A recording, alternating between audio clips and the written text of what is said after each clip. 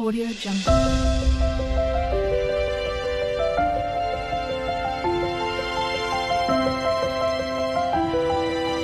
Audio Jungle.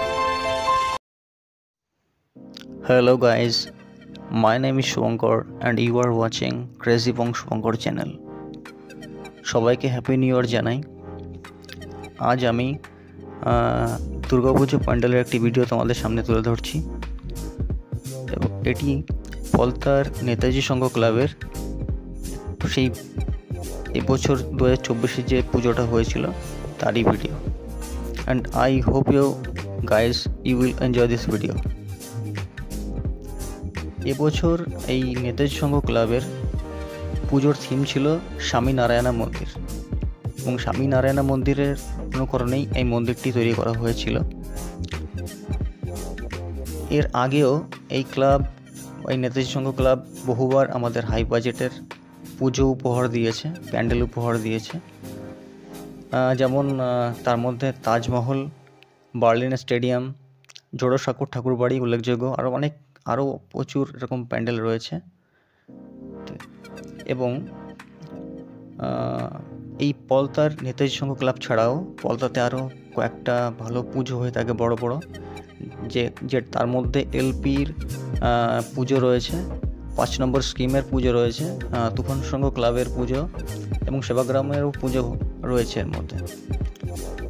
আগে সংখ্যাটা বেশি ছিল পুজো, এখন অনেকগুলো পুজো কমে গেছে। প্রত্যেক বছর এই নেতাজি সংঘ ক্লাবটা তাদের ধারাবাহিকতা ধরে বজায় রেখেছে পুজোর দিক থেকে, প্যান্ডেলের দিক থেকে। এবং এটি জহর কলোনি মাঠে অনুষ্ঠিত হয় এই পুজোটা, প্যান্ডেলটা ওখানেই তৈরি করা হয়।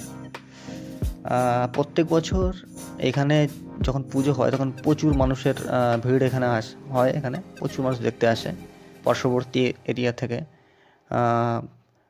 কলকাতা দিক থেকে আসে, আমাদের নদিয়ার দিক থেকে আসে, বিভিন্ন ডিস্ট্রিক্ট থেকে এখানে আসে।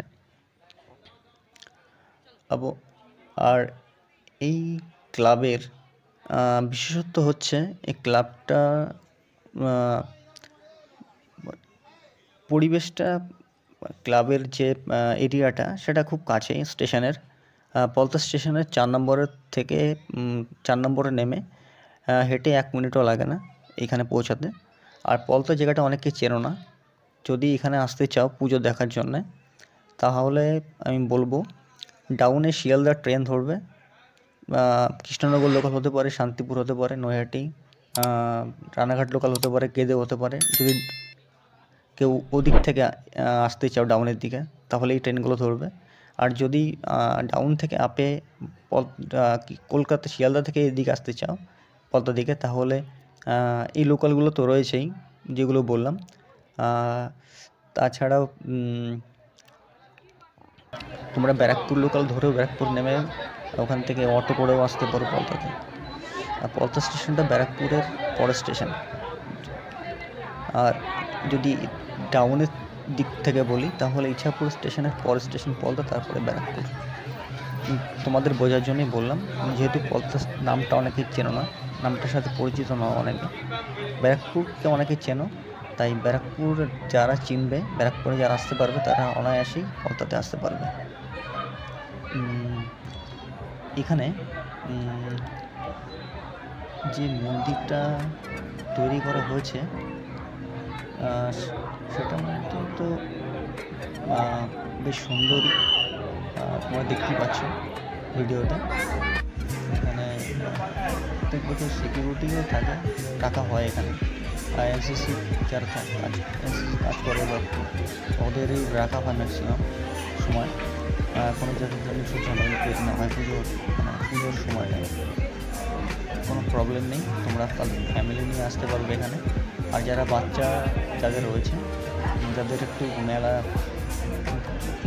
মেলাতে ঘুরতে পছন্দ করো, আর এখানে বিশেষত হচ্ছে এই পুজোর ঠিক পিছনেই পুজো প্যান্ডেলের মেলা অনুষ্ঠিত হয়ে থাকে। এখানে বিভিন্ন রকম খাবারের স্টল, গেম অ্যাক্টিভিটি, বিভিন্ন রকম আমাদের যে রাইডিং যে গেমগুলো হয়